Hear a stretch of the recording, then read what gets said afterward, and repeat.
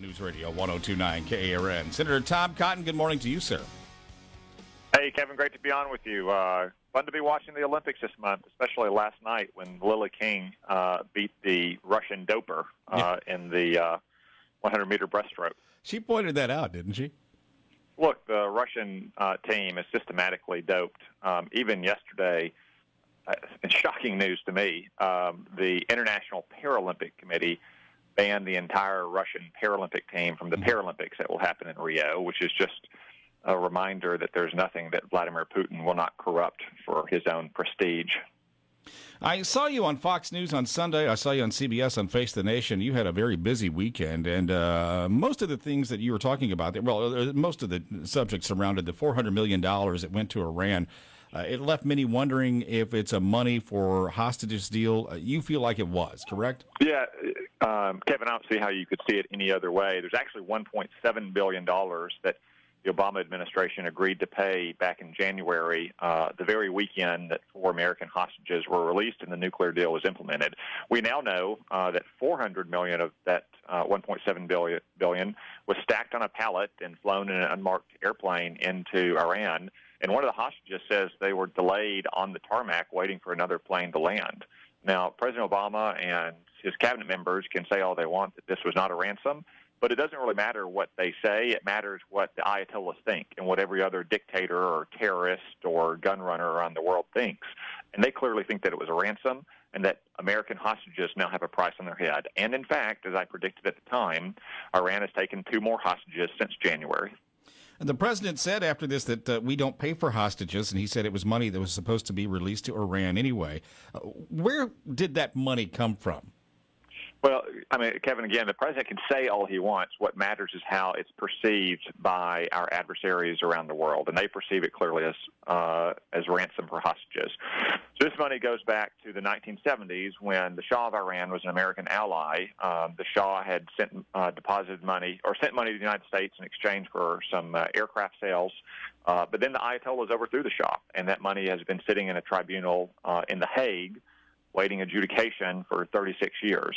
That's one reason why I call it a ransom. I think it's very curious that after 36 years of dispute, this was miraculously resolved the weekend that those hostages were released.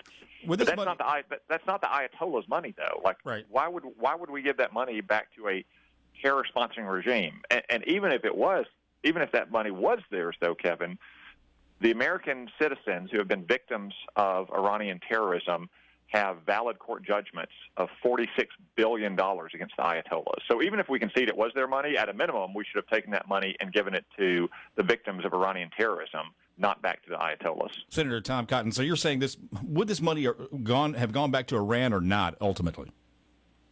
Well, they've been claiming it for 36 years, and it hasn't been going back for 36 years. Now, the president contends that there was some kind of impending decision that would have sent the money back and maybe more than $1.7 billion. I've not seen any evidence of that claim. And in fact, Bill Clinton himself, when he was president, he said that money should be used to offset the valid court judgments that American citizens have against the Ayatollahs for their terrorism. So I dispute that it's the Ayatollahs' monies to begin with, but even if it was, it should have been going to American victims of Iranian terrorism, not to the Ayatollahs so they can commit more terrorism. Senator Tom Cotton, Donald Trump, his campaign, receiving a letter from 50 Republicans, these are mostly national security officials that have been in past administrations, saying that he is too dangerous, maybe reckless to be the president. What advice would you give Donald Trump at this point during his campaign? Well, I understand that they have disagreements with Donald Trump. I've had some disagreements with him, especially in national security matters. I've stated those clearly, and I will again in the future. The thing that Donald Trump needs to focus on are the issues that matter most to the American people. The fact that it seems like ISIS and al-Qaeda are attacking the West with growing impunity, that crime is rising on our streets, that working people haven't had an effective pay raise in years, if not decades. Mm-hmm. Those are the issues on which most Americans want to vote, and those are the issues on which he and every other candidate should focus.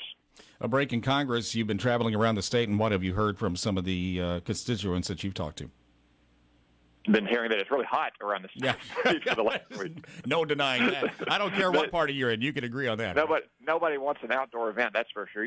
I've actually spent a lot of time over the last week or so, and I will for the remainder of the month, Kevin, visiting with law enforcement officers. Just yesterday I was in Northeast Arkansas visiting with some officers from the Jonesboro PD and the Craighead County Sheriff's Department, the state troopers up there. Just last week I was with the North Little Rock Police Department. I want to express my appreciation to them for keeping our streets safe, and also to say that I think elected leaders should do a better job of standing with police officers anytime there's a police-involved use of force, until we can have a neutral and dispassionate fact-finding inquiry to make sure that we don't jump to conclusions, that we don't fan the flames of racial tension and divisions in our community.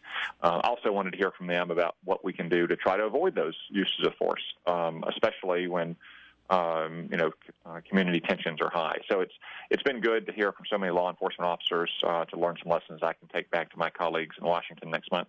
Senator Tom Cotton, I want to go back to the Fox News report you did on Sunday and peel back the curtain a little bit here, because I'm curious. We're going to do this fairly quickly, too.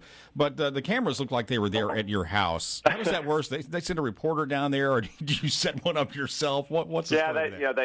They had invited me on the show to Sunday morning. I said I'm not going to Little Rock for a 5-minute interview before church on Sunday, and they said, "Well, we'll send a truck out to your house." I was like, "Well, okay." So they came out there. They came out to our family farm. We're at my folks' farmhouse where I grew up. Yeah, nice scenery. I was just curious. Nice farm. My mom and dad work hard to keep it nice.